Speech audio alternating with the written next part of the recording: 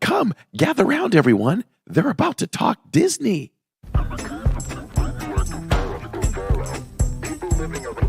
I am still so confused as to whether I'm going to eat at Connections or Creations. So the only way I can keep them straight is I have to think, okay, well, my mouth connects to my stomach, so I guess that's Connections.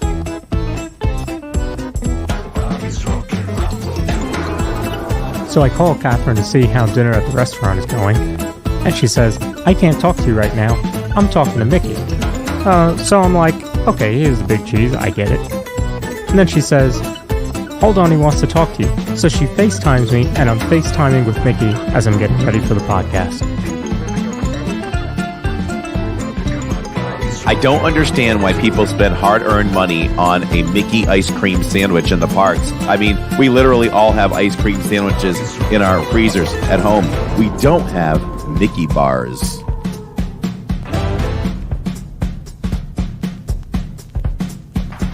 From the mind and creator of the Disney YouTube channel Living in Diz comes a whole new Disney podcast. Okay, can we talk some serious Disney here now? Nope. Get ready for all the Disney knowledge that you can handle. It's Corey. It's Lawrence. It's the DIZPod.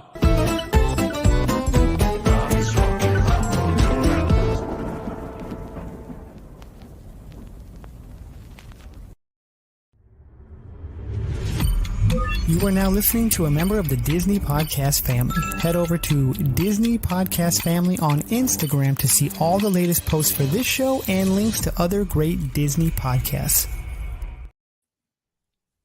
Hello and welcome, everyone. We are here for another week, Lawrence, of the DIZPod. I mean, I don't know. Is this episode number 57? 59, 58, 59, somewhere in there. Okay. Whenever I guess lower and you say higher, I'm all for that. Welcome, everyone who is watching live. We do it live because we do it for you and you only as we record this podcast tonight. And we want to thank everyone listening and watching on the rewatch thereafter. Definitely make sure you comment at the end. Comment all you want now live. Definitely comment after you hear the podcast because it really, really, really does help us out. And with this work right now, Lawrence, we are on Living in Diz, but the DIZPod is live on the channel. It would help us if you all jumped over to the DIZPod. Am I correct in saying that? That is correct. I'll put the link in. Anybody watching on anywhere else, feel free to jump over to the DIZPod channel. I put the link in there. That will help us get the watch hours up on that channel so that it starts to get shared out more as we start to move the DIZPod over to its own channel. And if you're watching on Facebook, feel free to come over to the YouTube channel as well, because that will, like I said, certainly help us grow that channel for sure.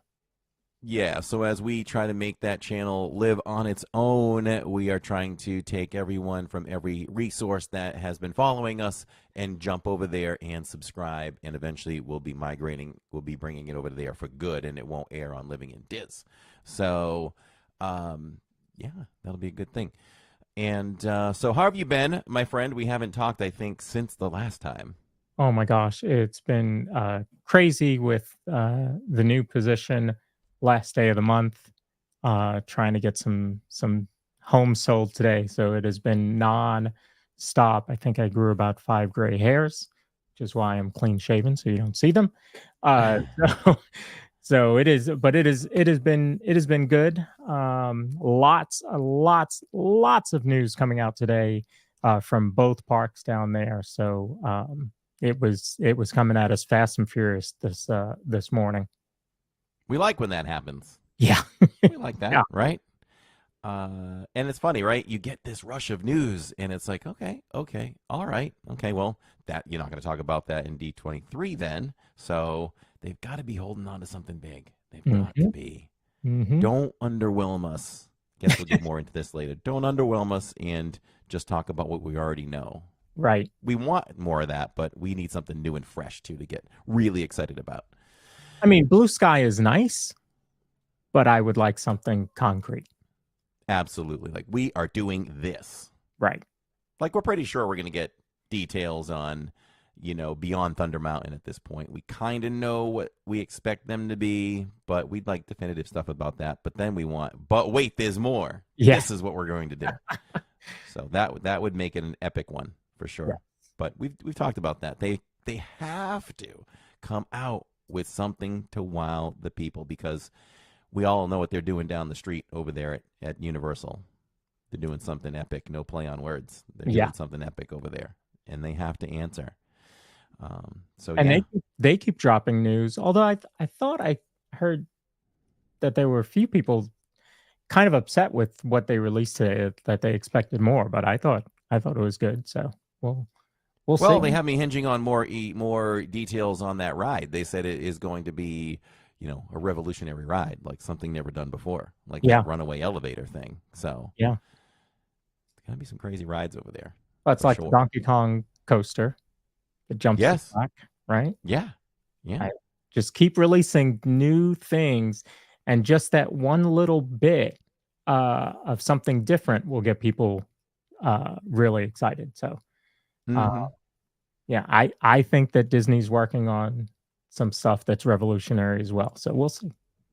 Yeah. So bit of LID news. I hit you with some breaking LID news earlier. Yes. So I haven't really gotten your feedback on that, but Tammy was driving the train on this one, so I had to listen. Okay. And we had a big talk about some changes, and we are going to move to. It can always go back, but we're going to move to. Normally we do 2 weekly streams and then 1, 2 weekly streams and then 1. We're going to trim it to 1 only every week and every Saturday. So our fall schedule might be something like every Wednesday, every Wednesday, every Saturday. And then fill that in with 2 vlogs, maybe a Monday and a Tuesday and then a Thursday. So the channel will have something almost every day, because we start Sunday with the Relive in Diz, as we're introducing our older streams. And then Monday could be a vlog. Tuesday, I forget what I told you. There was something there too. And then, we'll do some shorts, but we'll do 2 vlogs, different than what we've been doing them. Like the cruise videos were brand new content, but when something happens in the park, something new, we're going to bring more of that to everybody. So, and a caveat to that is, with the new equipment that we're purchasing to do the vlogs, to up the game, you all live will see Tammy a little bit more. She's like, I will take if we're in Magic and you have to do a vlog, I will take the live stream. You and Jacob go do the vlog and catch back up to me. So, 86 says, less Diz. No, we'll see how it goes. If anything, I might sprinkle in 1 Thursday, so you're only out 1. So we'll see. But there'll be more Diz with the vlogs, though, for sure. You never know. Life is getting way too busy at night. I have a waiting list now. I'm a massage therapist and a trainer, and I'm getting way more business than I can handle. So, I was going to say I could sprinkle in a home stream every now and then that they didn't expect. So, okay, that'd be cool. Maybe even me too. Pop on for a couple hours or something like that. So, work in progress. We'll see how it goes. I love editing. I love vlogging. It'll be fun to get back to our roots a little bit more and see how it goes. If it doesn't work out great, I don't know. We'll see. And Jacob's going to take that equipment to Japan too. So we're going to get a lot more out of him than we expected when he goes to Japan. Nice. So, Very nice. Sounds like a great plan, says Pamela. Good variety. Yes, I'm excited about it. So we'll see. No, we need you in Disney, says Neil. Maybe we'll go from the park. Oh, it's time, Neil. It's time then. One of those days of the week, then it's time to go get that iPhone. What are you waiting for? Go get that iPhone. See, you might see, folks, you thought you were getting less and you're going to get more. Yeah. There's going to be some videos and all that stuff. And Like I said, it might only be one. Might only be one Thursday. We'll see how my schedule works out. I love you guys. I can't stay away. So why are we wearing scrubs today, Lawrence? I wore scrubs all day, and I came home and I got to change into my Peter Pan scrubs. Thanks to wardrobe. Thank you. It's funny. This is the first time I've ever worn scrubs. You've worn them for years and years, but I don't. They're terrible. They're terrible. I don't think they're not comfortable, right? They're very boxy. They're a little boxy, but these are nice and soft. So I don't know about because you have a different material, the ones you wear. Well, this is a little flexible. It's a little bit better than the ones I wear, which are non-flexible and just very stiff. Yeah. Neil says soon enough. Thank you for those congratulations, Pamela. You can blame Lily's life a little bit for putting out more vlogs with new equipment. I bought your camera, so we're gonna go to town with that. I like the quality. Did some research, so yes. Ann says give it a shot and add Neil's streams. Vlogs are great too. So why are we wearing scrubs tonight, folks? Because the doctor is in the house. Dr. Disney himself is here. I don't know how we luck out on this. We've talked about the summer of Diz this year. It's just been epic in getting so many great guests, and this is certainly going to be another one of those great shows. And it just happens to fall on a day where there was a ton of news out there to talk about. So we are excited to discuss all of that with him for sure. Yes. And I haven't been able to really talk with him yet. So this is going to be fun. I feel like already he'll be someone who will want to come back, and we'll want him to come back. Yes. A friend of the pod. Yes. All right. So without further ado, let me bring him in here. Hello. Hi, fellas. How are you doing? Doing great. Well. Welcome. I really appreciate y'all having me. It's very kind of y'all, and I just feel honored to be asked on the show. And I know how many loyal followers y'all have, and I've watched some of your shows, and it truly is my privilege. So I really appreciate this very much. Well, thank you. The honor is ours as well. Thank you. Absolutely. I told him when I reached out to him that one of the biggest reasons is because I'm on his Facebook page, and I can count on Dr. Disney for news. There's not a lot of fluff there. There's not a lot of opinion. It's just straight up news, and it's timely as well, which is always good. So how did you start the page? Was the website first? Which came first? It actually was the page. Excuse me. I started it in May of 2011, and I was still living in New Orleans at the time. And it was right around that time that I honestly came home from the job that I had at the time. And that's where I was from, born and raised. And I told my family, it was like Mother's Day, I think it was. And I sat down with them at a gathering, and I said, I'm moving to Orlando by the end of the year. And my mom's just like, what? And I'm like, I've got to do something different. And so I then went home. I had no real idea what I was doing, but I was like, let me build a page. I'll, put some stuff on it, just see how it does. Social media was there, but not huge at the time. And so I just started it. And then I moved in December of 2011 to Orlando. And that's when I had just about finished building the site. And since then, it's just been, it's slowly built over time. I tried to get my bearings, tried to learn what I was doing. And I started to learn that at the time, we were one of the first pages that would actually just post live while we were in the parks. And I started saying, well, this is something everybody does. And I'm like, it just makes sense. Oh, look, we're at Magic Kingdom today. Let's post that we're going on Haunted Mansion or Pirates. And I started looking around at all the others that were there at the time. And I'm like, I don't see this being done much. And I think that's what started drawing people in at the start was, hey, they're there right now. Live streaming wasn't really a thing then, but posting pictures from the moment we were there was. And I'm like, it seemed to work. And I'll tell you, my wife, Stacy, it was one day she happened to be out of town, and she called me and she said, hey, I think they're getting ready to do something over at Magic Kingdom. And I said, what do you mean? She literally just said, I don't know. I just think I have a feeling. And I said, okay. So I got up and I went over there, and it was right when New Fantasyland was being built. And I walked over there, and within about 20 minutes, they moved the hedges and let us into by the new Dumbo and Casey's train, the splash area, and all of that stuff. And we were like the first people there. We were the first people getting pictures, and stuff started getting shared. And I'm like, people really do love this stuff. So it just went from there. And that was the true start, was that day we made it over there for the soft opening of New Fantasyland. And we've just been doing it ever since.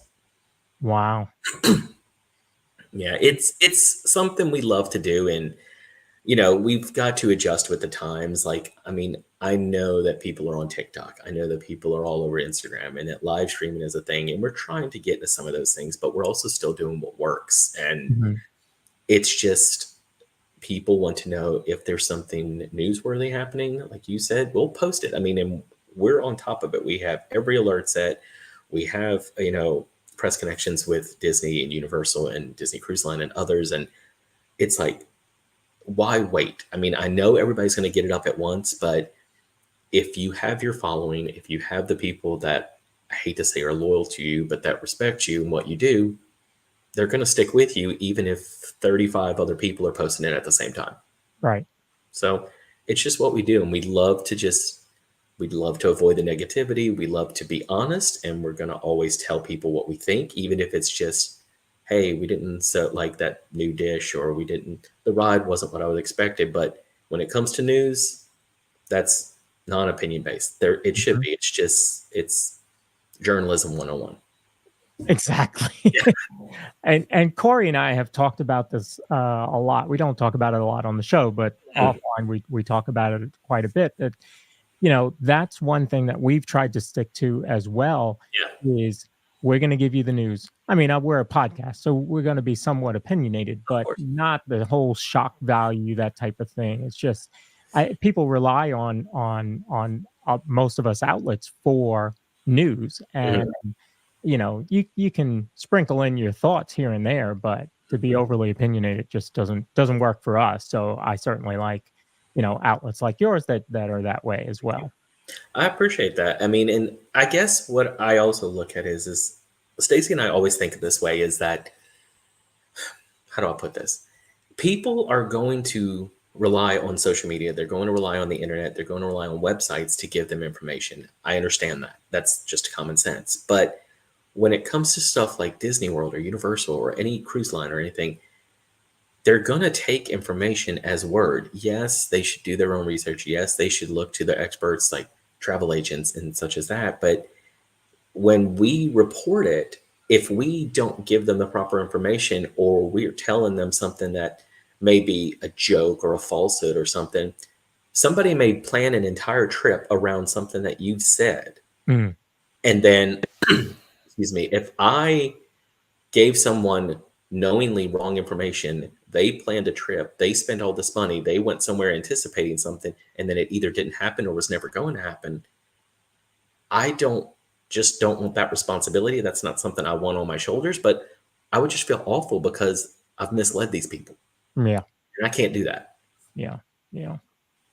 So, how did you build up to deciding to do the page? Like you said, you were in New Orleans. Were you a huge Disney fan at that point, or were you more into journalism? Like what fueled that? Well, my family, there's 6 of us. My mom, my dad, I have 3 older sisters, and our entire lives, my parents worked tirelessly to give us everything they could. But I mean, it was 4 kids growing up, but like every year we went on a big trip, and it was always Disney.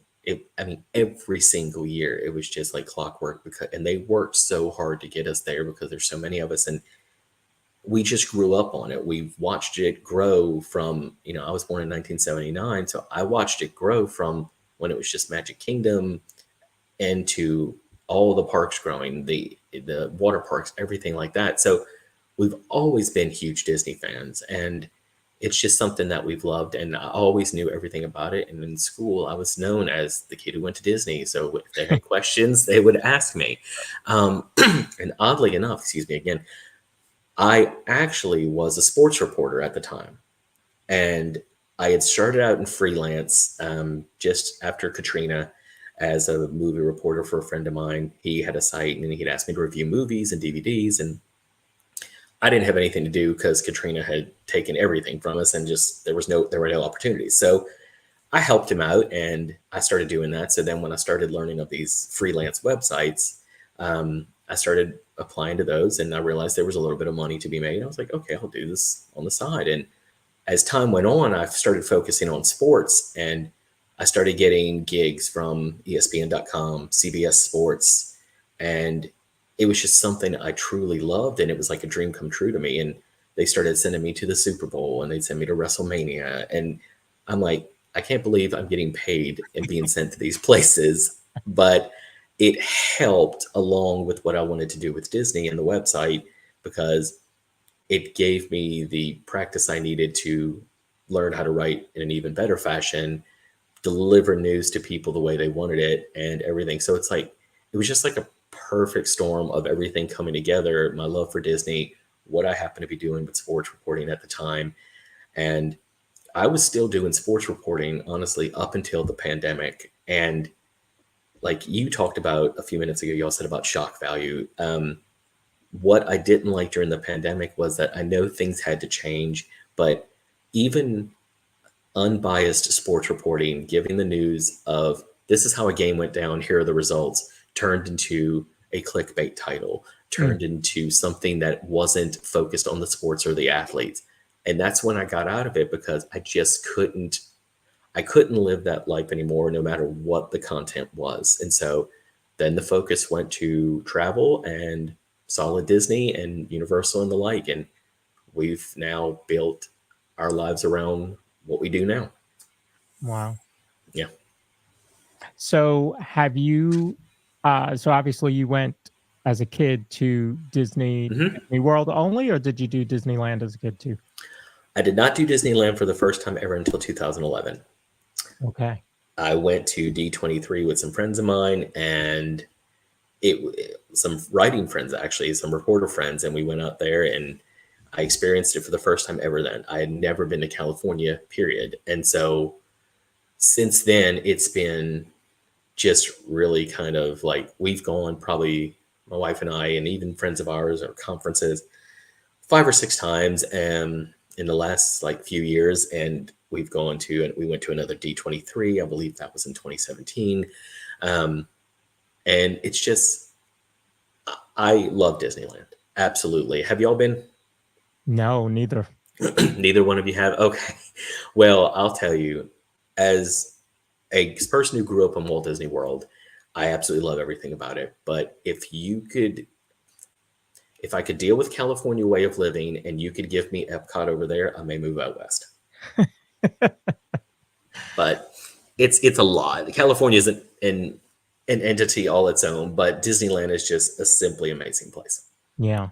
I'm hoping to go next year for sure. And have you done the international parks? I have not. Okay. I will say I've never, other than where I've gone on cruises, I've never gone outside of the U.S. But I mean, I hadn't cruised for the first time until I met my wife. So I didn't even have an interest in that. And she was like, she always tells me, she goes, I still can't believe that you never did a Disney cruise. And I was like, I just never looked at cruising. It wasn't just something that I thought anything about. And now I'm addicted to them completely. Yeah. I was going to say, Corey's about the same way. Yeah. All right. You're muted, Corey. I know what you mean. Oh, geez, I was muted for a bit there. Yeah, I know what you mean. We just did our first cruise last month and absolutely fell in love with it. The family, I have a daughter and a son and my wife, and we all loved it. 100%. We had no complaints at all about the Royal Caribbean trip we took on Allure of the Seas. It was a 4-nighter, and can't wait to do it again. That's awesome. I mean, and like people always, people, of course, due to the name, associate us with Disney because that's where we started, was Disney centric. But We have branched out. We left the name because that's where people know us, but then that's fine. But people know we go to Universal and everything. And we just got off Utopia of the Seas on Friday. And Ooh. yeah, I mean, Royal is amazing. I mean, absolutely amazing. They do it upright. It is a different experience than Disney, but it doesn't make one better than the other. They're just both unique in their own ways and both enjoyable. And we have no complaints about any Disney sailings we've done, any Royal sailings we've done. We've loved them both. What would be your biggest comparisons for it? Because my biggest hindrance is the cost. Like, if you Yeah. compare a similar trip between both ships, it seems like Disney is expensive by a couple $1,000. Trust me, I get that. And I know that's something that we've talked about as well. It's hard to say because they do things differently. Like Disney, you're gonna get a lot of Disney on the ship. And for people that don't think, oh well, they're like, I don't want to miss what's in the parks. I know it's a lot, but literally the only thing you're missing is an actual attraction, because I have never seen more characters in the parks than I've seen on any sailing I've been on Disney Cruise Line. You're going to see characters. There is a schedule every single day that you'll get on your app, and it's usually from starting about 8 or 9 in the morning, and every 15 to 30 minutes there will usually be characters out scheduled until about 10 o'clock at night every single day. But there are even more that if you'll just catch walking around or in the kids club or hanging out just on deck, and it's such a very unique situation. And then you're going to see them in the show, and I think families with younger children are always going to go, okay, I want that Disney magic aspect, so I'm going to go with that, because we love the stage shows, we love their Broadway productions. But when we went on Royals, we went on Royals ships, we watched their stage shows, and we loved them too. But they're not adult themed, as in, oh, the kids can't watch or be there, but they are more adult oriented. And I just think that you're not always going to get the kids as interested in what you're seeing on stage. So if you're looking for something with kids that you know you're going to want them to be interested at all times, we want to go to the shows, we want to go to the meet and greets, we want to go to all these different things. I think that's where Disney has a really big advantage. The service too, I mean, I know you're paying extra, but you're paying for top-notch service. I mean, the stateroom hosts, the servers, the head server, assistant servers, the guest services. Not that Royal has been bad whatsoever, but the attention to detail, the attention to who you are as an individual and a family, Disney continues that and does it. Let's just say they do it the Disney parks old school way. Like, I know things have changed and the world has changed, but customer service on the Disney cruise lines has stayed the same and always been top of the line. Okay, so you would say, because I was going to ask you that, so straight up service is you'd give the edge to Disney? Correct. On the cruises? I would. Okay. Yeah. How about food? Food, I guess that's a little bit of a difference too, because on Disney, unless it's one of the adult restaurants, all your food is paid for. On Royal, there are numerous complimentary options. There's the main dining room, you can go in every night, the buffet upstairs, plenty of food all the way around. But the one thing about Royal that you'll learn is that there are a number of additional costs. Like, I'm sure you've seen, there's a drink package and there's a soda package. If you want alcohol, there's that. If you want to eat at one of the probably anywhere from 7 to 10 different specialty restaurants that each ship has, each one of those is a different cost as well. So when you look at the overall price of things, when you make some add-ons with Royal, it may not hit Disney's price point, but it'll start to come a little bit closer.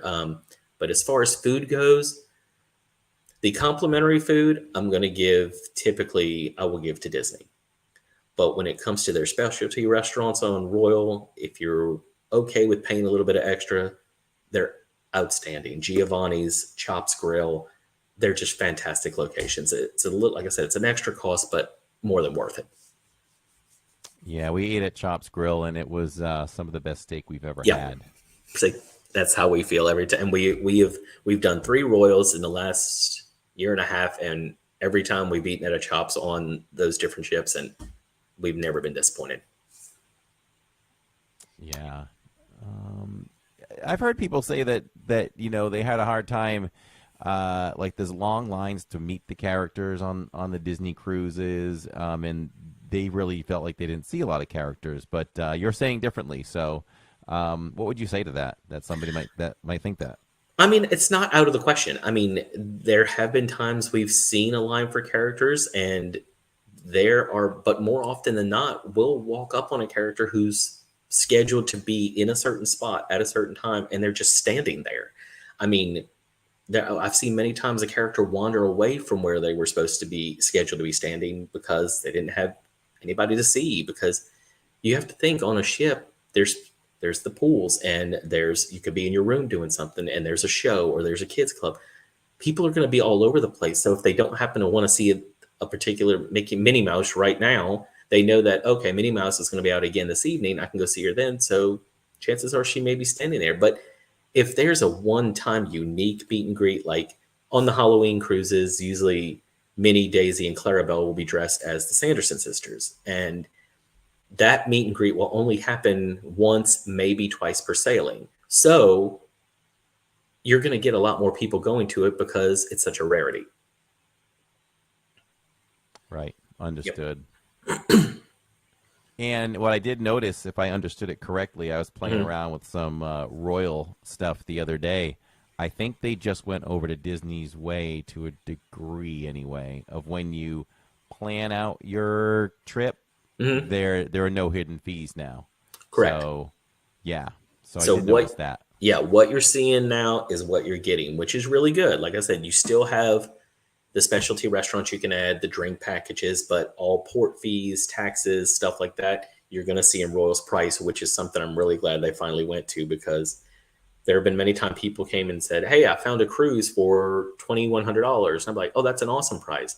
And then they'll go through with it and it's $2,500. And I'm like, that $400 is a lot to many people. And I hate that they always sometimes were disappointed because they thought they had something good, but going through the whole process made them not be able to do what they thought. Yes. And so what I got a question about the specialty restaurants. What makes them better than the Disney restaurants? What's the biggest thing that you see? I think it's just the fact that they go more unique. Like on Disney ships, you'll get Palo Steakhouse. Palo is usually an Italian. You'll get Remy, which is French. But that's it. I mean, other than that, you get the complimentary food options. On Royal, they're like on Utopia the other day, we saw Chops, which is a steakhouse. Giovanni's is Italian. There was a French restaurant. There's a sushi bar. There's a hibachi. And I think there were like 3 or 4 other ones. There's a sports bar, a Playmakers. There's a Johnny Rockets diner. They take them and give you 7 to 10 options.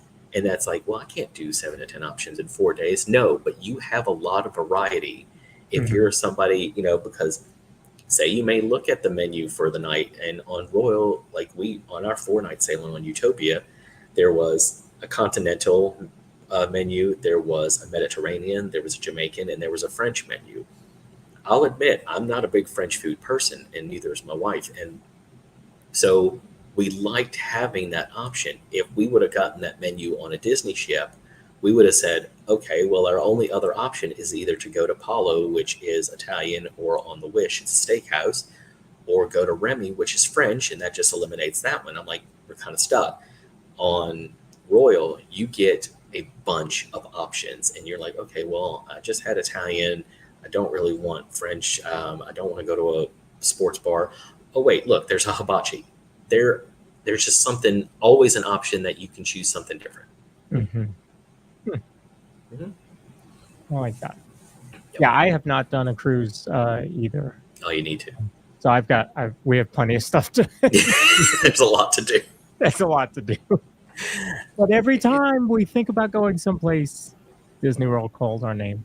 Of course, and I get that. Trust me, I get it. A lot of people don't want to move away from it, but once you get that first one in, especially a DCL sailing, you're gonna see the addictive nature of it. And I will say that being Florida residents helps us considerably, because if they don't have that ship sold out, we're able to go at the last minute 2 weeks before, and they'll drop that rate just so they can get as many rooms full as possible. Wow. Okay. Yeah. Good to know. And we don't have to fly. We don't have to fly. Correct. That is a huge bonus.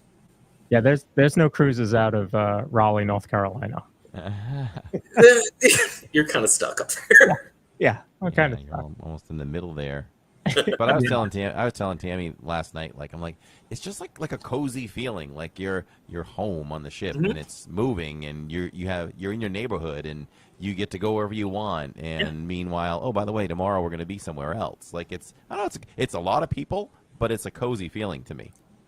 I agree with you. It's almost like an intimate feeling. Like, I mean, Utopia is the second largest ship in the world. We went on Icon in February, which is the largest, and everybody has been telling us, you're crazy, you're crazy. And I'll say, we had skepticism when we went on Icon. And I experienced it on Icon. I experienced it on Utopia this past week. There were many times we walked around the ship and we'd get to an area and we'd see like 4 or 5 people. And I'm like, and I even asked at one point, because we traveled with some friends of ours, and I was like, is the ship not sold out? And the agency owner of the travel agency we work with, Crown and Castle Travel, he was with us, and he's a friend of ours, and he's like, no, he goes, I asked, it's a sold out ship. There's nothing available. There's like, I think he said that they told him there's like 6,400 guests on board. And I'm like, okay, there's 6,400 on a floating vessel at sea.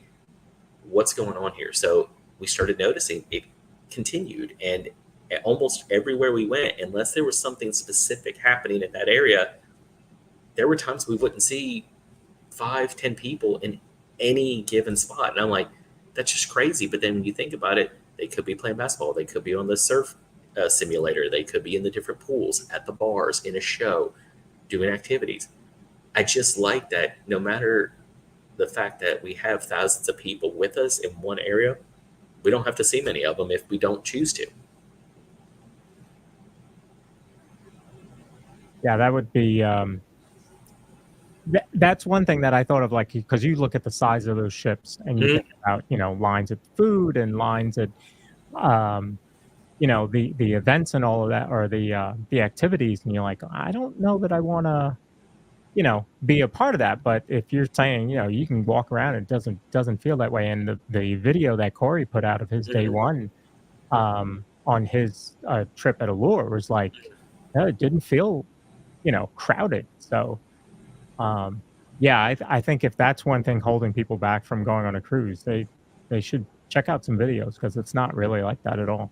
I'm glad you think so, because we feel the same way. And that's something we always try to tell people, is that just because it seems like, or you assume that there's going to be a ton of people in one spot, there really isn't. It's just, you have to realize that these ships are designed to have people do as much as possible, because they want them to come back. They can go visit Aruba or the Bahamas. They can fly over there. They can go do any of those places. Yes, the ports are nice, but they want people back on these ships. So they're going to give them as much as humanly possible to do. And I think it works really well.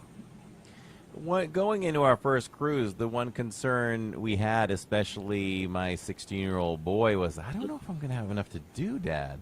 Yeah. Well, when we come back and we review the trip, you want to know the one thing we didn't do? We didn't relax by the pool very much, because there wasn't time for it. We were rock climbing, we were surfing, we were zip lining, we were eating.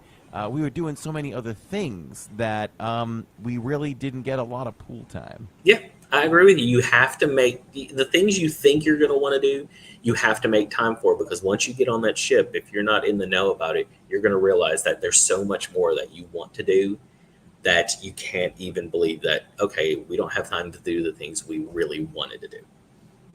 So I love cruises. Like I said, Stacy got me addicted to them, and I'm glad she introduced me to them, because it's my favorite thing to do. I mean, I love the parks. Yes, we're right here, but I love going out to Disneyland, and we don't do it as often as we like. But cruises, it's our chance to get away from everything while also being able to do as much as we want.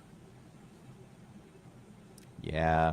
Yeah, and when I suggested it, we were trying to look for something to do, and I went back and forth with all kinds of other things. And leading up to this, my wife and I have been going on vacations together for like 25 years, and we were like, no, we're resort people. Give us a spot in Mexico Yeah. or the Dominican, and we'll do excursions when we want, and then we'll just hang at Alani and we'll do some stuff, and then we'll go on an excursion.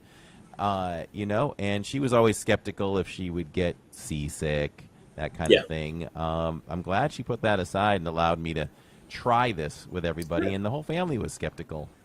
And then when they came back, and my daughter is almost 18, she was the most popular teenager on that ship.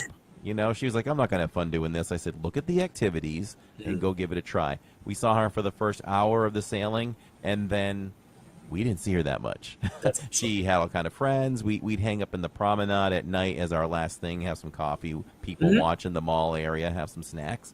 And she'd walk by with a group of kids, and she was happy as could be. We're going to get pizza. We're going to do this. And, I'd say, what'd you do at night? Because she'd stroll into the room at like 2:15 in the morning. We're fast asleep already. And she'd just be like, oh, hanging in the hot tub and in the pool and up on deck with friends and just hanging out. And she's like, one night when the boat was really rocking side to side, she's like, we would jump up at the right time, and then it would be like a high jump, but then the ship would meet you, and it would be, so doing silly things like that and all. And she even, if anybody doesn't know, on Royal, they have a plaque on the floor of every elevator with the day. So you don't have to think about the day, but you can see it when you get on the elevator. Oh, it's Saturday. And she was curious. This is only things teenagers would do, right? She and some friends sat in the elevator for an hour and a half at like 2 in the morning, waiting to see when it would change. And a guy comes in and he flips the thing and he changes it manually. So everyone had a great time. Good. So can't wait to do it again, for sure. That's awesome. I mean, you see there is an addictive nature to it. And once you do the next one, you're going to start you'll start looking at different ships, and you'll start realizing that each of them have some similarities, but they also have their own unique things to offer and what you want to do. And I can't say it enough. I really said, we were so skeptical about the size of Icon and Utopia, but there was nothing about it that was intimidating. It was just, the only intimidating thing I would say is that we didn't have enough time to do everything we wanted to do. Same like y'all. So Doreen has a question. She says, did you notice kids having tantrums on the cruise like you would see in the parks? I mean, we know we see that in the parks all the time. Do you tend to see that on the cruises, or do you see less younger kids? I see a lot less, but we have a theory as to why, because excuse me, when you're in the parks, of course, there's always the meltdowns. And like my wife even says, it's the mid-afternoon meltdown because it happens when they rope drop, and then it hits around 2 right before the parade, and you can tell kids are hot and they're tired. But the thing is, they're in the park. They went there to go to the park, and the idea of leaving the parks is not necessarily on the minds of the parents. On a ship, if a child has a meltdown, like Corey said, in the promenade, your room is less than 5 minutes away. If that child is losing it, okay, hey, let's go back to the room for a few minutes. Okay, it only took us 5 minutes. We didn't have to get in a car. We didn't have to catch a monorail or a bus. We didn't lose an hour and a half of our day. Right. We're okay. You cool now? 15 minutes. Let's go back out. It's a much easier environment. It's just like being in a home where you step out of your front door and everything you want to do is in your neighborhood. It's just easy to get back to where you need to go in case you need that break. It's much easier. Yeah, everyone in chat, do I sound better? They were saying earlier that I sounded lower than you guys in volume, and someone said they could only hear me in the left ear. So feedback would be appreciated there. So what's your favorite park? Epcot. Okay. That's what I thought based on what you said before. I mean, no doubt. It's been my favorite park since I was a kid. And I mean, I've been with it through its progression of everything. I was there when they had Communicore. I was there when they had the needle tables at the top of ImageWorks in the original Journey to Imagination. Communicore then transformed into Interventions, which for many years, actually during my preteen, early teen years housed a huge Sega Genesis headquarters. And there were hundreds of Sega games all spread throughout one of the sides of Interventions. And when my family would go to Epcot, if they wanted to go to some of the countries that I didn't find overly interesting, I'd hang out there forever. And I miss so much of what Epcot used to be, but I'm still entertained and enjoying what it is now. And it's supposed to be the park that always advances. Yes, we miss Horizons, we miss World of Motion, we miss so many different things, but it's the future. It's supposed to always be ever evolving. So I can't blame Epcot for changing, because that's what it's meant to do. So what are your thoughts on the now canceled Play Pavilion? Do you think it's going to come back? Let me tell you my theory. My theory was with the investment that they put into Epic Games, that it would show up again, that the Play Pavilion would show up again. Maybe that's just my hope more than anything else. I don't know. I'm with you in the hope. I would love to see something like that, especially from a video game fan perspective. I thought it had a lot of merit, and I thought it was a very interesting thing that they were going to try and do with it. And it reminded me of what that pavilion used to be when it included Body Wars, and it had Cranium Command, and it had these exercise bikes that you could hop on, and there was a little screen in front of you, and you'd ride it through like Magic Kingdom or Disneyland. I'm like, okay, this is very interactive. And when they introduced the Play Pavilion, I was like, okay, they're bringing aspects of what it used to be back to life. And I'm like, I'm okay with that. And then they scrapped it, and I'm like, okay, I have the hope that it'll come back. And I also have the hope it'll come back because that is an incredible space, that Wonders of Life Pavilion. And I hate to see it just sitting there dormant or used as whatever they're using it for personally. But I don't see it coming. I hate to say that. I hope to be proven wrong. I just don't think it'll happen. Yeah. Yeah. What about Test Track 3.0? What do you think that's going to be? If it's vastly different from 2.0, then it'll be good. I just didn't like I guess I'm not saying, okay, let me put it this way. They went from a very, very creative, you're a crash test dummy type of ride that it originally was. And I'm like, that's so unique, and it just makes a lot of sense. And it was a great storyline. But then they jumped into the futuristic aspect of it. And I'm like, okay, I get it. It's Epcot. It makes sense. But when you went on the original, you would go through that middle section of the ride before you jumped outside, and you'd go through a brake test. You'd go through what it was like to round a sharp curve, what it was like to come to a quick stop. And I'm like, this makes a lot of sense. But when you went through that part on 2.0, you were just going around a neon light filled room. And I'm like, tell me something. I'm like, let me know what's going on here. Let me know what we're meant to be doing in this space. And I still enjoyed it because I liked the aspect of the ride and the thrill, but I just always felt lost in that moment. And I think them redesigning it again with aspects of World of Motion and bringing some of that nostalgia back from the ride that I miss, I think it's going to be, I have really good feeling about what's coming. So I'm hoping I'm right on that too, because I just think it's going to be a vast improvement over what we've had the last few years. Did Epcot win with Journey of Water? It's interesting. It is. I don't know how much of a repeat visit it is, but I think they did a good job in what they were trying to do. And I think the main thing they were trying to do was bring Moana into the park.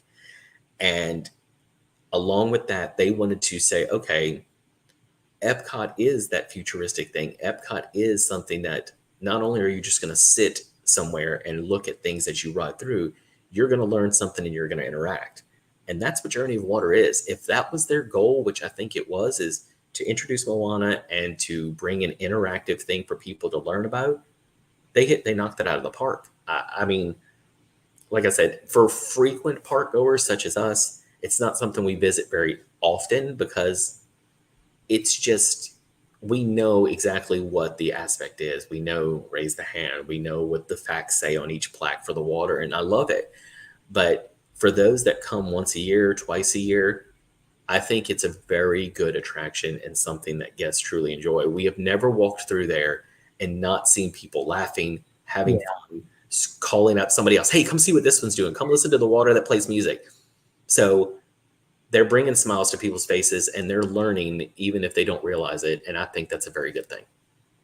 I think that's a good explanation. I would agree that it's a win. The one thing that caught me that you said was like a repeat attraction. Yeah. So Disney tries to design things to where you want to go back to that. Like, I got to go back to this because of this thing or these things. Yeah. So I would say as a regular park goer, maybe we go visit it one every 12, 15 times. But when we do, we have fun doing it. Yeah. You know, if we're walking around and we're like, okay, what do you want to do? All right, we have some time. Hey, we haven't seen Moana in a few trips. Let's go run through that for 5 minutes. And it is fun to do it and interact with the water and all that. Mm. So, and it does grasp what Epcot's supposed to be about, right? Learning. You actually are having fun, but you're learning about the way of water, you know?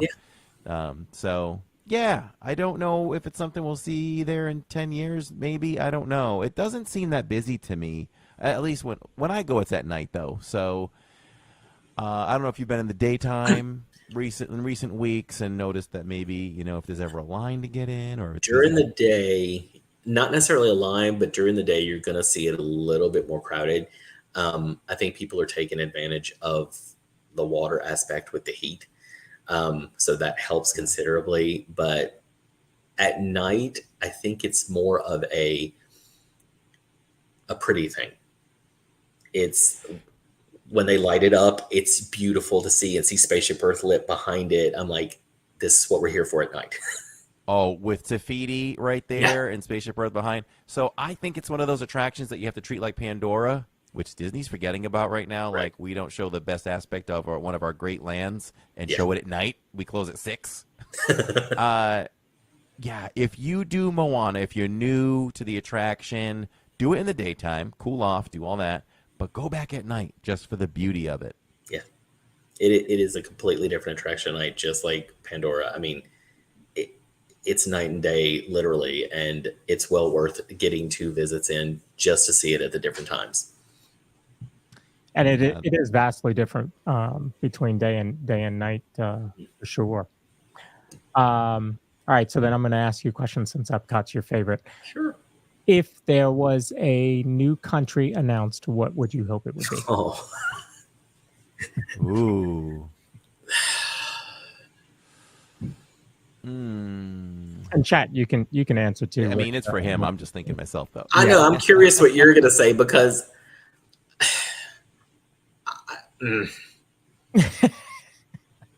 I'd have to do some research as far as, like, I'd want to bring more learning. I think Disney's starting to catch a little bit of momentum, right, in trying to bring back what we want to see, what Epcot maybe lost for a little while and is coming back with the learning and stuff like that. We need a learning thing, an educational attraction. And, I mean, the only open space really is over there in the pavilion by Guardians. So we need something to learn about, something educational over there. If you want something educational, but I think that can also bring a lot of excitement, I think Brazil would be a truly very good option because you're just getting a culture and a country and a people that are so unique and they bring so much life to everything that they do. And every time you see them on TV, whether you see them in The Amazing Race, they're stopping in Brazil, or if you just see a documentary or anything, Brazil just really brings about an excitement of life. And I think their culture would bring a lot to Epcot. Yeah, that's pretty cool. Neil has a point, too, there. You know, there's so many other countries, too, but Brazil's great. Great food. And like you said, all those great things, too. Africa just has this little stand. You know. Yeah, they've got the drink ice cream stand over in that corner. Yeah. Yeah, she can get a Dole Whip in Africa. Yeah, she yeah. And Pamela's Greek. She's always pushing for the Greek pavilion, for sure, as well. I could see Greece. The Greece outdoor kitchen at I don't think it's Flower and Garden. I think it's Food and Wine. Usually has it. Always has a line. Always has a line. It's typically, well, they've moved it a couple times. Sometimes it was up front by Canada. Other times it's been by in the United Kingdom, and I think that would be a good option as well. I think it's been in Morocco too. Like it has. You're right. Outside of Morocco. Yep. Yeah. Forgot about that one. I think we got everything on that menu with Pamela. Oh, I'm throwing things. And we ended up taking it over to Japan, which was close, not that far, not that far away, because they have the nice little outdoor areas to sit and eat it. So that was a nice night. I remember that, Pamela. Nighttime spectaculars. What's your favorite nighttime spectacular in the history of Epcot? Oh, okay. I was about to say current or all time. In the history, Illuminations. It is. Okay. I can't help it. It's just, it was that music. It was just everything about Illuminations. And I don't know. There was just something about it that screamed Disney to me. And I know that it's something about that screamed Epcot when that globe would float out to the middle and it would show the different aspects of life in different countries around the world and show people, and it would open up and have that flame. And I don't know, it's just Illuminations always brought about those feelings of chills. And no matter how many times I saw it, Harmonious, it wasn't always my favorite. I thought it had some really good aspects, but I miss the worldly aspect of just Epcot saying, here's the world as we see it. You're seeing it in a Disney park, not here's the Disney world as we see it in a Disney park. So that's the main difference for me, is Illuminations brought about more of the planet itself and the globe and the people without having every intellectual property thrown into it. How does Luminous hit for you? Luminous is not bad. It really isn't. I think it takes some of the aspects that Harmonious was missing, even though it's still got a lot of IP. I don't know. There's the music of Luminous is just something that. Oh no! Here we go. Luminous. Here we go.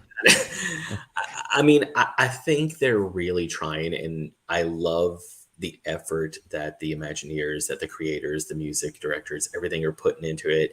I think Luminous is better than Harmonious. I just think that there's just something that just appears to be missing. And like what you said with Moana, it's do I want to keep going back to watch it? Even though I'm an avid park goer and we go to Epcot multiple times a week, when Illuminations was happening, if I happened to be at the park at 9:00 still, because I just either didn't notice it or planned on it, I would stop and watch Illuminations. Now with Luminous, I may stop. I may plan to go for it. It's just kind of up in the air, but I want that repeat feeling that I want to see this again and again. NC 2002 shares my opinion. I think the greatest ending of any nighttime spectacular was Harmonious for me. It's so powerful. It was. Just the drum, bum, bum, bum, bum, everything, bum, yeah, and then just the music comes up. Oh, and then it stops. Right, everything just shuts down, and then it raises up again with the fireworks, the music, the voices. Just incredible. It was. But people miss the message a lot of times in Luminous too, and when you go back and listen to the music a lot, like that's number one played thing in my car for the last several weeks.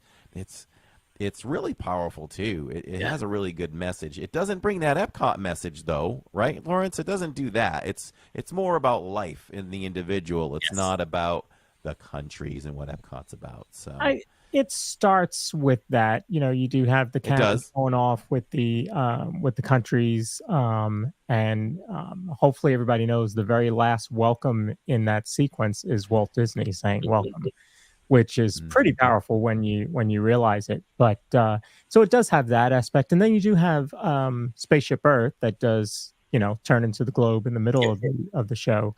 So you have that, but not anything like what you had in Illuminations. Yeah. I don't have a great memory of Illuminations. When did Illuminations finish? When did that end? Oh, We moved here 8 years ago. I feel like Illuminations was on the tail end. I think it was still playing. you said 8 years ago you moved? Yeah, 2016. Okay, I want to say, let's see, I'm paying it. 2019.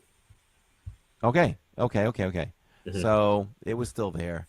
Yeah. I think it was like, we treated Luminous like, Illuminations like we saw it on vacation, but that was much earlier than that. That was probably like 10, 12 years ago. Hmm. My first experience watching Illuminations was watching it from, I always forget the actual name of those particular stores up at the top. It's not Port of entry. what's Port of Entry. I just can never remember that.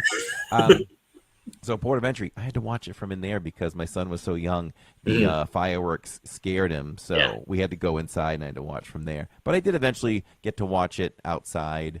The music is great, Yeah. but Harmonious is my favorite.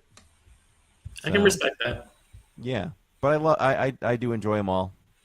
But I do I love. think one thing I can say about Illuminations before we move on is like it's something that it came about and started the year of my first college program with 1999.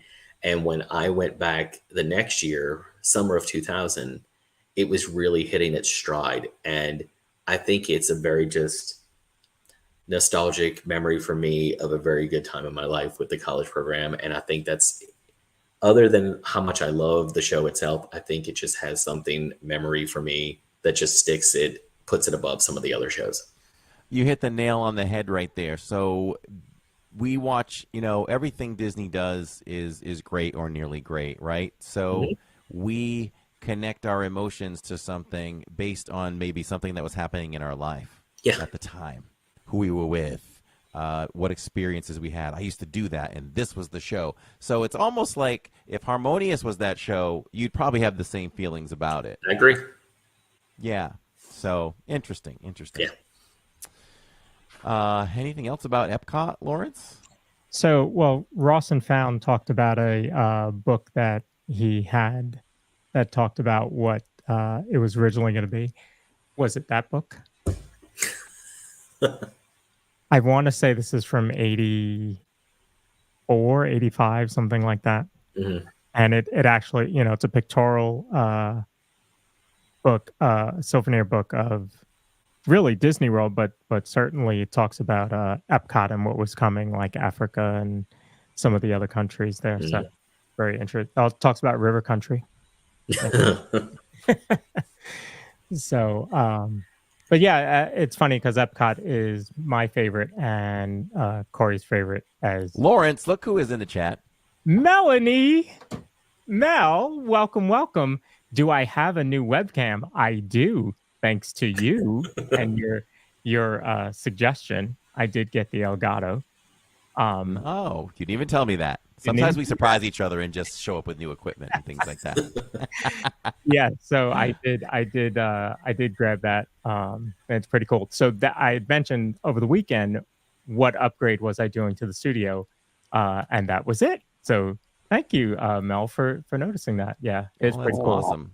We're honored that you came in, Melanie. We watch you all the time and always love what you do over there as well. And I hope you like what we're doing here. And if you have any constructive criticism, we'd be happy to listen. And we live stream.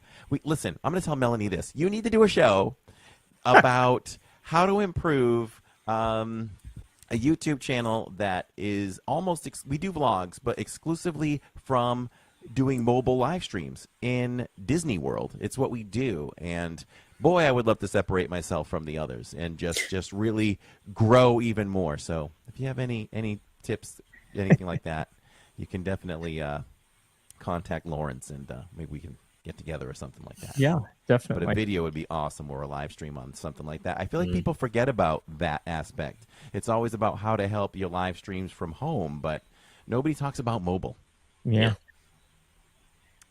So we had another question from Sharon. She wants to know, what do you think of the addition of drones? Do you think they'll replace fireworks?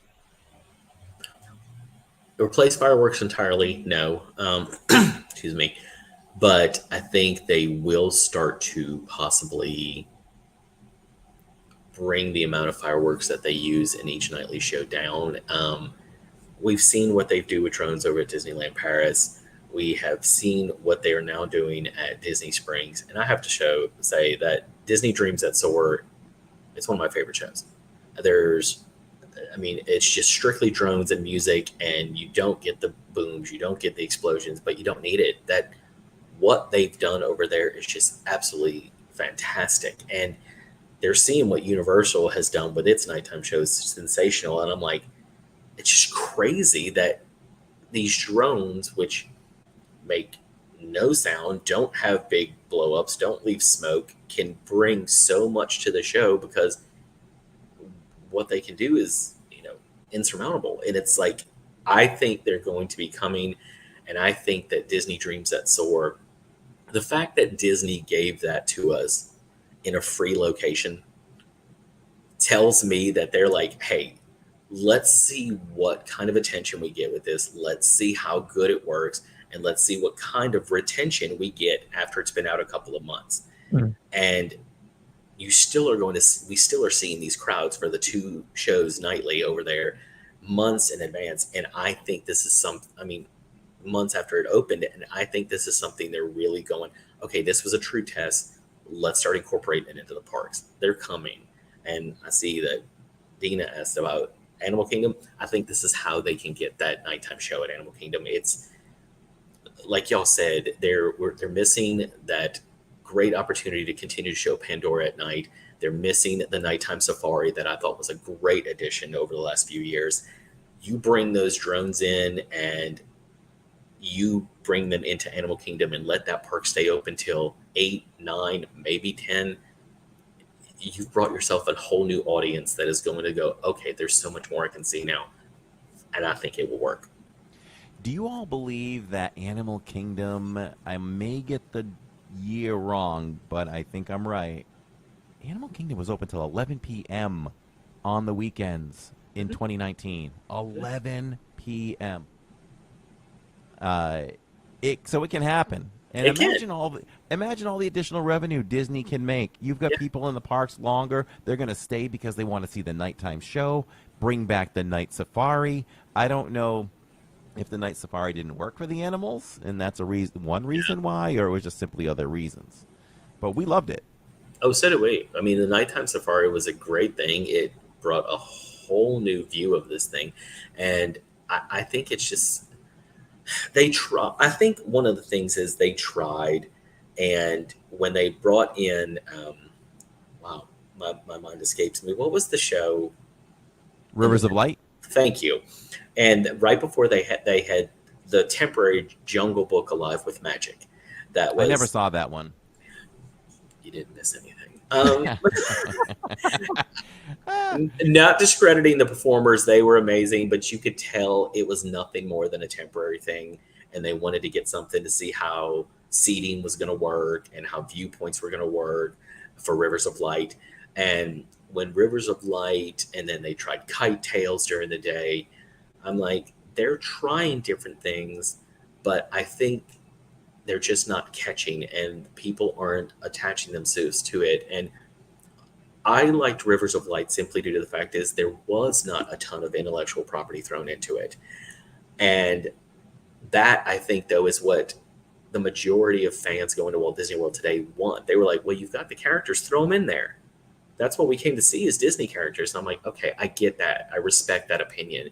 But I think that's why it didn't necessarily continue the way they had hoped it would. But you bring in drones, you show me drones over the night sky, over Tree of Life, or over that big auditorium outside with Lion King characters, Zootopia characters, any other animal characters. It's a can't miss. And I think Disney is trying to get to that point of doing something similar. Mm-hmm. Yeah, I agree. Maybe that's it. You got to listen to us on that one. They really do, but nobody asked me. Yeah. That's the key. But That's I what do my that, wife says all the time. when I want to push for something, though, I pull Disney aside when I'm live in the parks and we talk. I go, okay, listen, Disney, listen to me, Disney. This is what I'm thinking. I like how you address them directly as Disney. Yeah, I do. Disney, I know you're watching, and this is it. This is the thing. I mean, we did have that disaster that just developed. Seemed out of the blue, Lawrence, didn't it? With the evacuation of guests from Magic Kingdom in the hub last year. Like all of a sudden, it was chaos and it was dangerous, and there's people falling off of curbs, and it just looked like they closed off a lot of avenues where previously they were allowing people to come and go again, whether you were going back into the park, whether you were exiting. Lawrence and I did a whole podcast on. We pulled the maps. We had ways that we thought it could be better, and then what? Maybe 3-4 weeks later, I start going from Main Street to try to go to Pirates. All of a sudden, I'm like, oh, this avenue's open. And I asked a cast member, I'm like, are you trying to make changes now? And she said, yes. I said, well, it's working because I got to Pirates in, I think, under 5 minutes. Yeah. So, Yeah, I think they listen. They listen to everything. They watch all the They live do. streams They and watch. stuff. So Disney, if they you watch now, hi. And I do have a friend. I have a friend that ranks in status a bit too, and she'll ask me for opinions and stuff like that now and then. So it matters. Like I covered opening of Galaxy's Edge, and I talked to her a few days later, and she really wanted to know what did you like, what did you not like, what do you think, things like that. So they listen, they care. I think when Disney does their polls and questionnaires and all that, they take all of those to heart, and they will make changes if we speak out enough. Yep. They just need to hear it enough. Yes. Yep. So let me ask you, I just want to be respectful of your time. Are you still good for 20 minutes or so? Yeah, about 20 more minutes is great. Perfect. Okay. Lawrence never asks me that. Listen, when we end the show, we'll probably be on here until 10 o'clock, 11 o'clock talking. So yeah, we continue to talk. Yeah. So, the podcast is like podcast after podcast. That's right. So one of the fun things that we do on the show is play Love Like Leave. So we thought with a guest like Dr. Disney, we would do that. So everybody in chat certainly participate in this as well. Before we do that, chat, I want to ask you, do you know where Dr. Disney's shirt is from? Corey, do you know? Yes or no? Without thinking about it, I do not know. I didn't even know it was Disney related. It is. Until you asked. Okay. But it is? Yeah. It is. Yes, it is. Progress. Oh, okay. I got it. Once you said it out loud. Yes. Yeah. There Yes. you go. Yeah. Progress. Progress. That's where I'm at. I mean, isn't that the logo that the daughter wears in the final her scene? school. It's the school she goes to. It's her school. Yeah. It's exactly what Yeah. her sweatshirt is. Yeah. Her gray sweatshirt. Yeah. Love it. That is awesome. Thank you. Yeah. And Catherine's right. That's why I highlighted her comment, because I'm usually the one keeping Lawrence. Yeah. So, love, like, leave. I'm going to give you 3 items. You have to love one, like one, and leave one or get rid of one. All right. All right. So let's start with what I think is probably an easy one for you based on what you've said. Magic Kingdom, Epcot, Hollywood Studios. Love Epcot, like Magic Kingdom, leave Hollywood Studios. See how quick that was? He didn't even bat an eyelash. I mean, I can tell you, it's just by how much I know we go to each park. And so I don't put Animal Kingdom on the list, but where is Animal Kingdom 4th? Yeah. I'm with you. Would Animal Kingdom rank below Universal and Islands of Adventure? How about that? We'll extend it. It's I agree so too. hot there. I agree. I can't take it. It's so hot. I'm not saying it's not fun, but it's so hot. And yes, it is hotter than the other parks. I don't care what anybody says. All right, I just came up with another question. This is for everybody in chat too. Would you be sad or upset if Disney said, listen, they come out, D23, my guy Josh D'Amaro is coming out, and he's like, this is what we're going to do. We're going to create a brand new park. We're going to answer to Epic, but we have to get rid of Animal Kingdom. We have to clear the land. Sold? Okay. Sold. There you I'm go. sold. I would sign off on that too.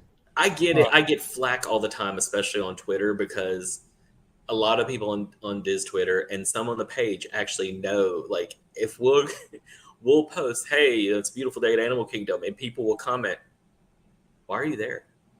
And I'm like, we come here, and they're like, no, you don't. I'm like, okay, we come here occasionally. Yeah, every now and then. It's one of those things, like when we don't go for a long time, we probably go, you could track it. We could track it, Lawrence, every time. Everybody could track every time I go to the parks. I'm live. Mm-hmm. So we could go back and see how often we go to Animal Kingdom. I'm going to guess at least maybe within every 8 weeks or something like that, we'll do it. I would say, so you're saying about once every 2 months? Yes, because we have annual passes for Universal too, so I sprinkle that in also. But I'll always do Universal first before Animal Kingdom. But we are going to Animal Kingdom on the 10th. So it's been a little bit since we've gone. But when we go, I was going to say we have fun. Oh, yeah. We leave going, what a great day. Yeah. Same here. We should do this more, but then we don't. But we don't. I know the feeling. And you know what? I cannot ever get my bearings completely. And I've been in that place a million times. If we, in a rush, need to go from, like, Everest to Pandora, it's like you got to stop and you go, okay, what's the fastest way? Not really sure. It's not, every other park you can walk it in your sleep. I still have trouble with Animal Kingdom. I've asked a cast member and she's like, I still get lost in here. Yeah, because it's huge. If you went more than every 2 months, you might remember one. Maybe.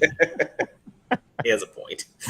Maybe. It's not very handicap friendly either with its services. It's very uneven. I get the authenticity they want to create, but they probably should have gone with flatter walkways. Well, that's what I was about to say is for somebody that's in a wheelchair on those walkways, after 5 minutes, I can see why they're done, because if someone's pushing somebody in a wheelchair, the person's arms are also like vibrating off. The person sitting in it, it's 1,000 times worse. Yeah, even if you're pushing a stroller, it's tough. Yeah. Love to see the chat rolling. We do this live because we do it for all of you. And Kimberly Park World and Park World are just blowing up the chat tonight, and I love it. Have you heard of Park World Radio yet? I have. You have? I have heard of Park World Radio. Oh, yes. Okay. I love it. I'm addicted. 24 hours a day. Parks music. I love it. So I am a lover of Parks music, especially background music. It's one of my favorite things. The Interventions loop, the old school Tomorrowland loop, all of that's the land. I could listen to that 24 hours a day. My all-time favorite Epcot park piece of music was the That's part of the Interventions loop. Loved it. Yep. Oh, I'll be walking by and I would have to stop and go, listen. Like back then we were just a vlogging channel and I would stop and I'd be like, listen, everybody, listen. Love that piece of music. So love it. Mm-hmm. All right, so let's go with the nighttime shows. Okay. Or not the nighttime shows, but the some of the shows. Some of the shows. So HEA, Luminous, and the Parade, Festival of Fantasy. HEA, love it. Festival of Fantasy, like it. Luminous, leave it. Okay, I thought you might go that way. What about you, Corey? For me, it's easy. It's Happily Ever After. Oh, it's not that easy. Festival of Fantasy, I love that parade so much. And when my family and I arrive on Saturdays late for that, they hear it. I really do love that parade. Yeah. Luminous, I'm loving Luminous right now. So I'm just going to go in order. I'm going to go love HEA. What is it like? Mm-hmm. And, like Luminous. And I guess we would get rid of Festival of Fantasy. Yeah. I'd probably go Luminous first, HEA I don't have, so I didn't start going to the parks really until I went as a kid a few times and then didn't go back really until 2020. So I don't have that same connection to HEA. I can get that. Yeah, because I had that same connection towards Wishes. So yeah, exactly. Wishes plays a lot on Park World Radio, by the way. As I it heard should. it just a little while ago. It should. Wishes. Just like it. Uh, early entry, extended evening hours, or after hours party. Okay, extended evening hours, love. After hours party, like. Early entry, leave. Are I you would not go an in that early same riser? order. What's that? Are you not an early riser? I am. Like, we get up very early. I mean, getting up on any given day of the week after later than 8 o'clock is very unusual for both my wife and I. But I just, I don't like rope drop. Mm-hmm. I don't like it. I don't understand the concept of it. I'm like, you are sprinting to do something that you're going to be able to do later on in the day without any issue whatsoever. And you didn't have to put that stress on yourself. Yeah. Give yourself a look. Just let yourself have a casual morning. Yeah. I agree with that. Mhm. Yeah, I'm not a fan of of early entry at all. We've done it once since we've been going to the parks. Yeah. Once. You say that, and I think I have a podcast in our back pocket too, Lawrence, where I think we can prove to people that you don't need to ever pay for multipass or lightning lane, and you can get everything done. I think so. I think you can. We've talked about that. So yeah. I think you can. All right. Mickey's Not So Scary, Mickey's Very Merry, and New Year's Eve at Epcot. I will go in the exact order you have them listed. Mickey's Not So Scary is a love. Very Merry is a like, but a close love. New Year's Eve, no. Really? Oh, no. I may be weird, but okay, the weird part about this is not the fact that I can't handle those kind of crowds. I guess it also comes with us living here and going, hey, it's really crowded. Let's come back tomorrow. Mm-hmm. We have that ability to do that. So I think that's something that spoiled us. But and maybe I'm just getting older, but the different music in every country, and I know some of them are silent discos now, which weirds me out. But when there's that much stimulation happening in every different direction, I can't handle it. It's just too much for me. We were watching a vlog last night, Tammy and I, and I said to her, what is the reason for these silent music parties? I don't get it. Like, everybody's listening to the music, but out here you hear nothing. Like, why don't you just have the DJ? Am I missing something, or is that exactly what it is? As far as I know, that's what it is. But I also know that there are times when you can choose between multiple songs. So everybody may be dancing to 2 or 3 different songs, but that's what weirds me out, because then you can tell that this person and that person are jamming out to completely different beats, and it looks like everybody's having a medical happening. I'm like, calm down. It just weirds me out too, I admit. Yeah. Let's see. Let's do Big Thunder Mountain, Space Mountain, and Everest. Love space, like Big Thunder, leave Everest, and not just because it's at Animal Kingdom. That thing hurts. More than space? I think so. I think Which one hurts? Everest. Oh no, I don't think so. I'm very comfortable in Everest. Oh, I am not. That thing hurt. Not as much as Matterhorn out in Disneyland, but Everest kills me. Every time I get off of it, I get a headache. You know what my top headache rides? Actually, Jacob's my son. We were at Hollywood the other day, and we renamed Rock and Roller Coaster together. And it's what was it? What did I call it? Concussion Coaster. We're gonna go on the Concussion Coaster, featuring Aerosmith. That thing gives me a headache every time. Like, you shake so much, it's so unstable, and they didn't fix that. I don't know if that was a goal to fix that, but it's very rough. I find that one a very rough ride. Oh, see, and that's odd to me because, like you said about Everest, I find Rock and Roller Coaster to be one of the smoothest rides. Yeah, no, there's so much back and forth. Oh. Now, listen, Big Thunder's weird for me. I ride it better with somebody that, it's going to sound funny, but somebody that I can kind of bump against, because when I'm by myself, there, I don't know, the configuration of the space or something, like I have to kind of push my knees forward to try to not, I'm fighting to stay stable as opposed to rocking back and forth. So Big Thunder alone is not my favorite either. Big Thunder is where Corey crushes you. Oh, Jen, did I go on that with you? Because if I did, I crushed her. That was the ride I was talking to Tammy about the other day. I think I crushed Jen on that. That's funny. Well, I can tell you, if it comes here, okay, but once y'all can get out to Disneyland, if it happens before we may get any changes, the advancements they've made to Thunder Mountain out there, the special effects and everything, it blows the one here out of the water. It's so much better. And I do love Big Thunder, so I'll keep riding it, even if it means I go on alone and it's a little tough, but I do love it. I mean, I think with this whole new project they're going to do that. I mean, they are shutting Big Thunder down soon, right? Yeah. So yes, and they filed some permits.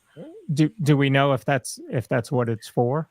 No, we don't have official confirmation, but it's supposed to be a lengthy shutdown, and they have filed different permits for actual extensive work. They just haven't come out and voiced it. All right. Well, August is right around the corner. It is. We'll see what happens. Yep. Can't wait for that. In honor of your shirt, Yeah. Carousel of Progress, People Mover, Haunted Mansion. Oh, you chose 3 of my favorites. Mm-hmm. Okay. Yeah. I have to say Mansion because I've got the Carousel shirt. Mansion's gonna be the love it. I've got the wallpaper tattooed on my back, so I'm a little closer to that. Let's see. So Haunted Mansion, love it. Oh God, I feel like I'm betraying my shirt. People Mover, like it. Carousel, leave it. Wow. I can't help it. I'm addicted to the People Mover too. It's one of my favorite things in the world. It's when I get the choice. If everything else has gone well during the park evening or day, I always like to end with People Mover. Even if I do People Mover during the day, I'm like, oh, we're coming back for nighttime because it's so beautiful at night. You got to do it at night. It's so much to it, and it's the simplest attraction imaginable. Yeah, I know, right? But for me, it would be Haunted Mansion, love Haunted Mansion, like Carousel, and I guess I would leave the People Mover. It's hard. That's hard though. That's hard. hard. You got to make a choice. So I'd put it there. How about you, Lawrence? Man, I'm gonna say Haunted Mansion, love. Oof, I did make it hard. Haunted Mansion, love. People Mover, like Carousel of Progress, leave. Mm-hmm. Yeah, it's a hard choice though. That is a tough one. Here's one that's a little easier for Corey, at least. Popcorn, Dole Whip, Wookie Cookie. Popcorn, love. Wookie Cookie, like Dole Whip, no. There you go. Oh, Neil. wow. I don't like them. There you go, Neil. Neil is as an avid Wookie Cookie fan, and he keeps trying to pull people over. He will never get Corey over to that side. So. You don't like it? The Wookie Cookie needs upgrades. It needs to taste better. Number one, it doesn't need to be so dry. Like, why can't we make this cookie a little bit moister? And I love oatmeal cookies. Like, make it taste like oatmeal, man. And the cream is just okay. I think they could improve it. I think they could make it a little moister, a little bit tastier with the cookie itself, and the cream could be better. Yeah. So that's everything. Yeah. That's everything. So for Dole Whip, I don't think I've ever heard anybody say they just despise Dole Whip. So have you tried multiple flavors? Are you just talking pineapple? I am a citrus swirl person above all else. That is where I will go. I don't think I'm an overly big pineapple fan, but I've never just been a huge fan of Dole Whip, and I take a couple bites and I'm done. Citrus swirl, I could eat it all day. Oh. Yeah. Good to know. Yeah. And of course, on this show, we have to end with this one. Okay. Mickey Pretzel, Mickey Ice Cream Bar, or the Ice Cream Sandwich. I don't know who it is in the opening of y'all show who has the issue with the ice cream. I thought so. That would be me. I will go though, and I know I may get a lot for this, but love Mickey pretzel, like ice cream sandwich, leave ice cream bar. I'm sorry, the Mickey bar. This guy's so controversial. I tried, but I mean, I've tried it. I'm like, and even my wife, Stacy, loves ice cream. It is her addiction. She loves ice cream. But after like 2 bites of an ice cream bar, she'll get through like the ears and she's done. That's all she can handle. Unless she's like, I don't know, she can't do it. I'm like, okay, I'm the same way. Mickey bars are Dove bars on a stick. I know. That's what that is. That's They good are. stuff. My thing about the ice cream sandwich is like, that's pretty standard. It's pretty standard. Everybody has those in their freezer at home. Like, it's easy to obtain those. You can't obtain a Mickey bar. I know. You can buy them from the store, but they are not the same. They're not the same at all. I will give you that. They're not the same whatsoever. So I shocked everybody. I did a live stream at Typhoon Lagoon last month, and they had free, during the party, it's free ice cream sandwiches, Mickey bars. The only thing they had on the table was ice cream sandwiches. I'm like, I'm just going to eat one. And they were like, you can't believe you ate one. I go, it was free. I didn't pay available. for it. I will not pay for one of those in the park. I'll pay for a Mickey bar, but I won't pay for that. So I would go Mickey ice cream bar, Mickey pretzel, and ice cream sandwich. Okay. I respect that. I would eat a Wookiee cookie before I'd eat an ice cream sandwich. Dang. I don't know. I might go ice cream bar, pretzel ice cream sandwich. Kind of figured. Yeah, I think so.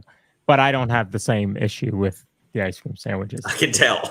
I can tell it's personal. It's pretty bad. But I was glad I got to see him eat the ice cream sandwich. I just didn't have my phone on me, or else I would have taken a picture, and that would have been black. I didn't get it. You should have taken a photo. Yeah. Tiger Girl says we sell Mickey bars at Walgreens. Now, they are decent. We do have some in our fridge, so now and then I'll grab one. I don't eat enough Mickey bars in the parks because I'm always chasing the latest snack. So we do the same. There's almost never a time where you're like, well, I'll just get a Mickey bar. Sometimes I come close, and then I don't. But there was one party. I think it was the Halloween party last year. My son and I, between us, we had 5 or 6, 5.5. We were like, free Mickey bars. Let's just pound them down. Boop, boop, boop, boop, boop. Were you offended when they got rid of the fresh fruit waffle sandwich? No. Okay. I have a friend that was a close friend of ours. It was very upset, and we went over there, and Stacy and I tried, and we're like, let's just see if people have a right to be upset. I get there is a difference. They are not exactly the same, but the new ones are not bad whatsoever. We enjoyed them thoroughly, but people had a massive affliction for that fruit waffle. I mean, I don't eat waffles, so it definitely didn't do anything for me. But I know that day it was announced, man, people lost it. Yeah. Absolutely. It sent ripples through my family. So we talked about how we connect our emotions to certain things, and then that's part of why we love that thing. We love Illuminous because of what was happening, and we were kids and all that stuff. Well, for us, when we started our channel 6 years ago, and I show this highlight now and then when I'm live because I have the ability to do that while I'm live. And my son, his when he was younger, to date, it was his best food review ever. And he and I got this snack that was new to us, this fresh fruit waffle sandwich. We went over to the trash can that was right in front of or just off to the side of Hall of Presidents. And we were shooting this vlog, and he takes a bite as big as he can. And he says, that was very much delicious. and that's one of my favorite moments ever in our channel, and so iconic for us. And I always touted that as the best snack in Walt Disney World, like consistent snacks. I just loved it that much. So now it's gone. But maybe that's a vlog idea, Lawrence. Maybe I need to go over and try these, and we can compare them. Give them a shot. Yeah, we'll do. I'll do that. Good idea. People reached out to me too about that too when that news came out. We reached out to our friend because we knew she would be upset, like drastically, and she was. Yes. So I want to thank you again for coming on tonight. This has been an absolute blast to have you on. We love having people that know Disney and that want to share Disney. I mean, that's really, why Corey started his channel. It's certainly why I have come on to do what I do. So we definitely appreciate you coming on for sure. Well, I appreciate y'all inviting me. Seriously, it's honestly an honor, and I respect what y'all do. Keep up the great work. I mean, y'all are heading in great directions, and this is so much fun, and I appreciate y'all more than you. So thank you for doing this with me. Oh, it was a pleasure to meet you, and it was our honor too. Same. And you're welcome to come back anytime. Anytime y'all want me, I'm more than happy to join. I appreciate it, fellas. That's awesome. All right, enjoy your night. Y'all too. Thank you, everyone. Everybody, I put the link in for the Facebook page for Dr. Disney. Make sure to go out there and check it out. He's got all the news as soon as it breaks. And like I said, it's just straight news. So you can count on Dr. Disney for the updated news. So let me also announce that it was official today. Dr. Disney is going to be the news source, for the DIZPod. So when there's breaking news, it's going to come to you from Dr. Disney. So we will make sure to have his information out there whenever we post. But we're going to get all of our news from Dr. Disney going forward. So I appreciate you. Thank you so much. Thank you. And my wife manages the Facebook page, so I'll have her watch that. And as you put something out, we'll share it right out. So maybe that'll bolster our Facebook a little bit. Anything we can do to help, and we appreciate y'all. Thank you so much, guys. Thanks. You're so very welcome. Have a good night. We'll see you. All right, let's why don't we take this moment? Let's jump right into our sponsor, and we'll come right back. Looking for a home that offers the perfect blend of luxury, comfort, and convenience with Disney World in your backyard? Victor Naraki is a licensed realtor with Vision Home Real Estate LLC. He is here to help you find the home of your dreams. With over 13 years of experience in the vacation home market and a proven track record of success, Victor is the perfect partner to guide you through every step of the home buying process. So why wait? Visit DisneyAtYourDoorstep.com today to learn more about Victor's exclusive range of properties and schedule a viewing with him today. Your dream home is just a click away. If you're Very nice. Another great time with another great guest, and we'll definitely have to have him on throughout the years. Yeah, absolutely. Especially now that he's our news source, which is great because, like I said, the stuff he puts out is timely. All the announcements that were out there today, he had them bright and early, so we will definitely be following that for sure. And yeah, I'd love to have him back on, every now and then for sure. So, all right, do we hit on everything for this podcast? Yeah, I was just trying to think of what was next week. So we have everything. What is next week? Let the people know what they've won. What are we doing next week? Next week is our predictions. So next week is going to be our D23 predictions. Okay. So it's going to be, kind of what we think we're going to hear, what we hope to hear, because D23 is the following weekend. So we're going to Corey and I will do our predictions on what we think it's going to be, what we think we're going to hear, what we hope to hear. And then the following show will be a recap of D23. And we're actually going to have some guests on with us. They're newer content creators. They vlog from the parks. Their name is Rachel and Jessica. And so they'll be on with us. That's going to be a big show. So we figured we would have some guests on with us. So, and they're newer. They're a small channel, just getting started. But we like to have newer content creators on there. And they seem like they're a lot of fun. So should be another great episode. So yeah, those are the next couple shows that we have lined up, and then we've got a few others as well. We have Ashley coming on. Disney Allergies with Ashley is coming up in a couple weeks as well. So I think she has a lot to say. I think she's piled up a lot of information over the last few weeks Mhm. of things she's tried and wants to talk about that. So we're always honored to have her with us. And sometimes she texts me while I'm live and I'm trying food, and will send me messages. And she did that on Monday night when I was trying the beignets and the gumbo, and she informed me that there's nothing at that booth that is safe for people who have allergies. Food Wow. allergies. Yeah. Wow. I feel like at this point in time that every place you eat has to be conscious of this stuff. There should be gluten-free everywhere, that kind of thing. There should be options. I agree. Mm-hmm. I agree. And once again, thank you, Kimberly, for putting the link up there. Please make sure to subscribe. If you're watching anywhere else or listening the replay anywhere else, make sure to come over to the YouTube channel, the DIZPod, at the DIZPod, and subscribe there. We want to get those watch hours up so that we can get memberships and people can add in those emojis. Melissa was very upset that we didn't have emojis on the channel, so we're trying. We gotta get the watch hours up so that YouTube will give that to us. So, but yeah, let's continue moving forward through the summer of Diz, and great show as always. Love having great guests on.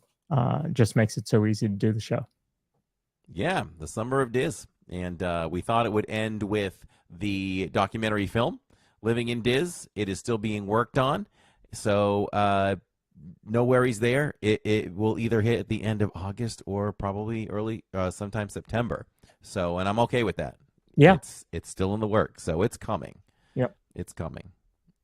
So, and we showed it to several people a while back, and lots of people say they got chills multiple times watching it. So, if the first 7 minutes is an indication of what it's going to be, I think it could hit. It could hit good. It could hit very well.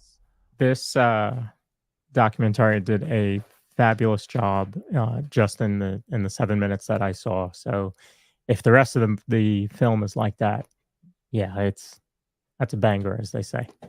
Yes, sir. Yes, Are they sir. still saying that? Are the kids still saying that? I don't know. I don't think they are. I always say things too late. Yeah.